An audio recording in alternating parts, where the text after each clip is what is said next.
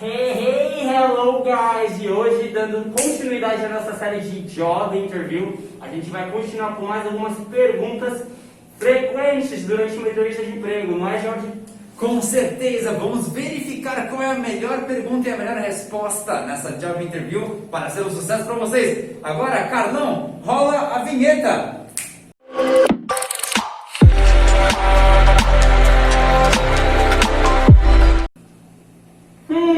Very well. So tell me, what are your strengths? Well, I have many strengths. I can tell you that I am a very honest person. I try my best to always say to the people exactly what goes on in my mind. Very good. Esse foi o jeito certo de se responder. Nice. So tell me, what are your strengths? My strengths, well, my friend, eu consigo fazer portinal. Those are my strengths. I can do jumping jacks. Oh yeah.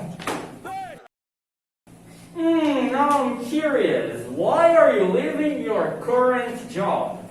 Well, I am leaving my current job for one reason. I want to be the best of my area. Actually, I am undergraduated in biomedicine, and I think I can save the world. Why are you leaving your current job? Well, I'm gonna be honest. I'm leaving my current job because I don't like my job. And the salary is very bad.